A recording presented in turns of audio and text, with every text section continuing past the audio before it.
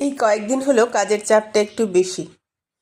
সেদিন রাত্রিবেলাও কাজের চাপ ছিল, সকালে উঠতে দেরি হয়েছে। সকালে উঠে চটপট করে বানিয়ে নিলাম পরোটা আর একটা পনিরের তরকারি।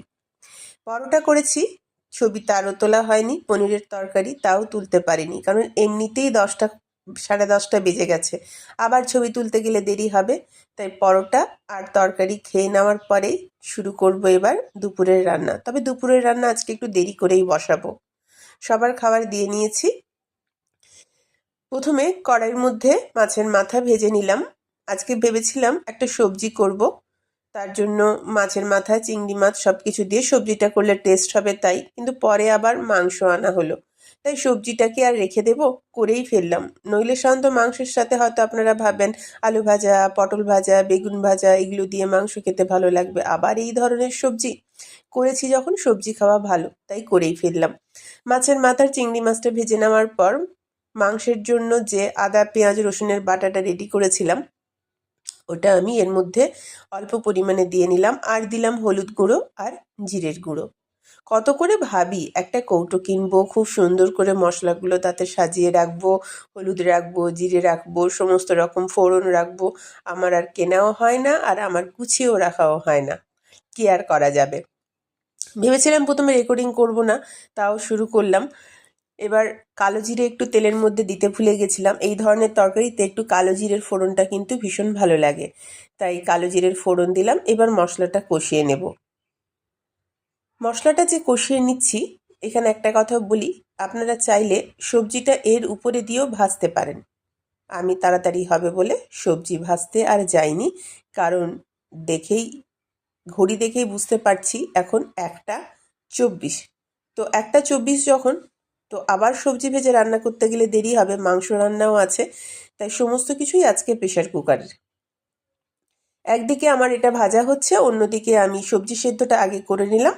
করে নিয়ে সবজি সেদ্ধটা আমি এর মধ্যে দিয়ে নেব। এবার আবার প্রেশার কুকারের মধ্যে মাংস বসিয়ে তাকেও আমি সেদ্ধ করতে বসিয়ে দিলাম, একটা সিটি দিয়ে নিলাম। আমার তো মাংস হলেই হলো, বিশাল যে স্বাদ করে রান্না করতে হবে তা নয়। কিন্তু আমি দেখেছি সবার হয়তো পছন্দ হবে না, যারা কষা মাংস খেতে চান তাদের পছন্দ নিশ্চয়ই আমার এই রান্না হবে না। কিন্তু আমি দেখেছি খেতে সত্যিই সুন্দর হয়, কম সময়ে হয়। এভাবে করলে সব কিছুই তাড়াতাড়ি হয়, সবজি সেদ্ধ করেই বলুন বা মাংস সেদ্ধ করেই বলুন। সবজিটা কিন্তু খেতে ভালো হবে, খারাপ হবে না, কথা দিলাম।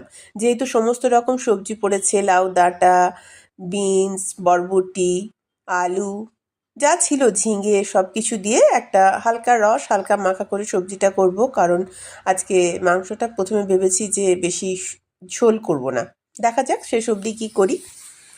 তো সবজিটা আমার প্রায় সেদ্ধ হয়ে গেল, ওদিকে প্রেশার কুকারের মাংসও সিটি দিতে শুরু করেছে, মাংসটাও সেদ্ধ হয়ে গেল। মাংসটাকে আমি জাস্ট একটা সিটি দেব, কারণ অনেকটা দেরি হয়ে গেছে। তো এখন যদি আমি কষিয়ে রান্না করতে চাই তখন তো আরও দেরি হবে।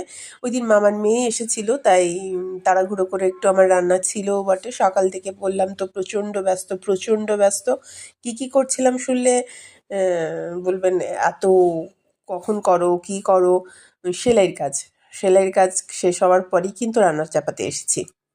মাঝে মধ্যে আমার মেয়েও রেগে যায়, মা আর কত সেলাই করবে। এদিকে তরকারিটা হয়ে যাওয়ার পরে আমি তেলের মধ্যে দিয়ে দিলাম চিনি। তেলের মধ্যে চিনিটা দিলাম রঙটা হবে বলে, যেহেতু সেদ্ধ করে রান্নাটা করা, একটু রঙটা না হলেও কি দেখতে ভালো লাগবে। ফোড়নে দিলাম একটু পাঁচ ফোড়ন বলছি, সরি, জিরের ফোড়ন, তেজপাতা, এলাচ আর দারুচিনি, শুকনো লঙ্কা। এই জিরে বলতে গিয়ে 5 ফোড়ন বলে ফেলেছি, মাংসতে আবার 5 ফোড়ন। তো জিরে ফোড়নটা দিলাম, কারণ অনেকে মাংসে দেখবেন জিরের গুঁড়ো ব্যবহার করে, আমি আজকে জিরের গুঁড়োও দেবো না, কিছু না, তাই ফোড়নটা একটু দিলাম। এবার আদা পেঁয়াজ রসুন আর টমেটো, শুকনো লঙ্কার একটা পেস্ট বানিয়েছিলাম, ওটা আমি এর মধ্যে দিয়ে নিলাম। সমস্ত কিছুই দিয়ে পেস্ট বানিয়েছি, কারণ আমার আলাদা আলাদা করে মাংসর মশলা কষানো সময় থাকে না। যদিও আলাদা আলাদা করে মাংসর মশলা কষালে সে মাংসের স্বাদ অনেক ভালো হয়, আর যারা ওই ধরনের খেতে ভালোবাসে তারা এরকম সেদ্ধ করে মাংস খাবেও না। কিন্তু যারা খেতে ভালোবাসো, যারা এর স্বাদ বোঝো, তারা অবশ্যই খাবে, আমি জানি। এবার ওই মশলার মধ্যে দিয়ে নিলাম একটু গরম মশলা, একটু খালি কাশ্মীরি লঙ্কার গুঁড়ো, আর একটু খালি জিরের গুঁড়ো, আর পরিমাণ মতো হলুদ। এবার এটাকেও আমি খুব ভালো করে কষিয়ে নেব। এখানে একটা কথা বলতে খুব ইচ্ছে করছে। যারা ধরুন কাঁচা মাছ খায় না, মাছ ভেজে রান্না করে খায়, তাদের যেরকম এরকম মাংস সেদ্ধ করে দেওয়াটা পছন্দ হবে না, ঠিক সেই রকমই এই ব্যাপারটা। তাদের এই দই দিয়ে মাংস বা এই সেদ্ধ করে হালকা রান্নার মাংস খেতে ভালো লাগবে না। কিন্তু যারা চটজলদি রান্না করেন, যারা যা হোক একটা খেতে ভালোবাসেন, যারা মনে হয় স্বাদ হলেই হলো, তাদের কিন্তু ভালো লাগবে, আমি কথা দিলাম। করবেন। মশলাটা কষিয়ে নিলাম, কষাতে গিয়ে মনে হলো না আরও একটু মশলা দিই, তাই পরে আমি আরও একটু মশলা দিলাম। ভেবেছিলাম প্রথমে দেবো না এতটা মশলা। এই মশলাটা কষানোর উপরেই কিন্তু আপনার মাংসটা স্বাদ হয়ে যাবে, কারণ যেহেতু এটা সেদ্ধ মাংস আর মাংসটা দিয়ে আর মশলাটা কষানো হচ্ছে না, তাই এখানে মশলাটাকে খুব ভালো করে একটু কষিয়ে নেবেন।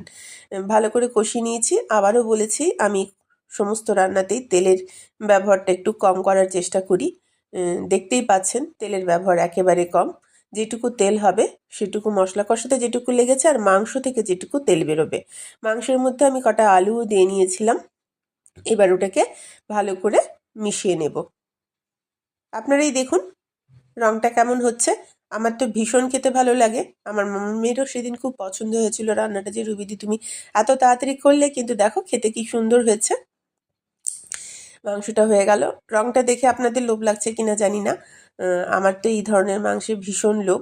আমার ওই কষানো মাংস অনেকক্ষণ ধরে সময় নিয়ে রান্না করে কষিয়ে খাওয়ার ধৈর্যও নেই। আর আমার যে বিশাল আহামরি কিছু ভালো লাগে তাও না। আমার এই ধরনের হালকা রান্না কিন্তু খেতে ভীষণ ভালো লাগে। ওই বললাম না, ভালো লাগাটা বিভিন্ন জনের বিভিন্ন। কেউ বা খেয়ে এই ধরনের মাংস বলবে এটা মাংস, ঝাল নেই।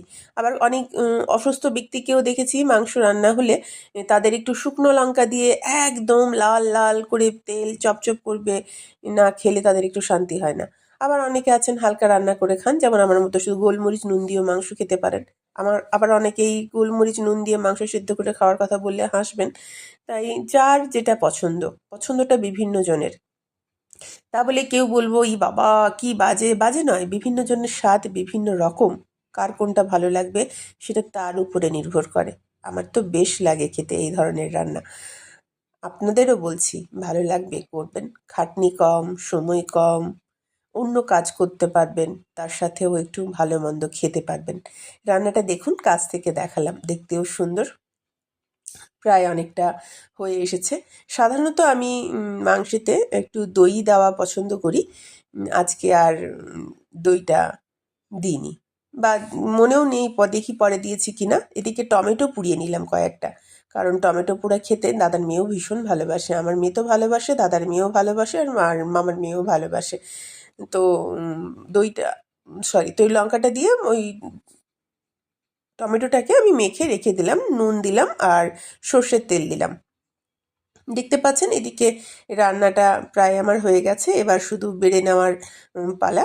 আমি একটা বাটিতে দেখুন পরিবেশন করেছি। এবার ভাতের থালাটাকে সাজিয়ে নেব। ভাতের থালাটা সাজিয়ে নিতে তখন প্রায় অনেকটা হয়ে গেছিল। ভাতের থালাটা আমি প্রথমে ভাত বেড়ে দিলাম।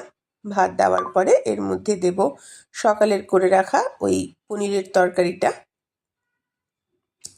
পনিরের তরকারিটা দেওয়ার পরে শসাগুলো দিয়ে নিলাম। টমেটোটা আর কাটিনি, কাঁচা টমেটো আমাকে আর আমার মেয়েকে খেতে বারণ করেছে ডাক্তার, তাই কাটিনি। তার উপরে দিলাম একটা শুকনো লঙ্কা। আর আর দেখুন কি দিই, আর ওই মাংসটা, যে মাংসটা আমি রান্না করেছি। কেমন লাগছে মাংসটার রং? খেতে কিন্তু সেদিন সত্যিই সুন্দর হয়েছিল। এত চটজলদি রান্নাটা হয়েছিল, কিন্তু খেতে ভালো হয়েছিল। আর আর ওই যে সবজিটা রান্না করেছি, ওই সবজিটা এবার বাড়ার পালা। সবজি দেখলে আজকে মেয়ে বলুন, দাদার মেয়ে বলুন, একটু নাক তুলবে, কারণ মাংসের সাথে কি আর এই ধরনের সমস্ত সবজি চলে? ওদেরকে একটু আলু ভেজে দিলে ওদের ভালো হয়, কিন্তু আলু আর আমি ভাজিনি, তাই প্লেটটা সাজিয়ে দিলাম। পনিরের তরকারি, শসা, ওই চিংড়ি মাছ দিয়ে সমস্ত সবজি দিয়ে একটা সবজি, মাংস আর টমেটো পোড়া। কি পছন্দ? আমার তো ভীষণ পছন্দ। শুকনো লঙ্কা খেতে চাইলে উপরে দিলাম। চলে আসুন, খাবেন তো।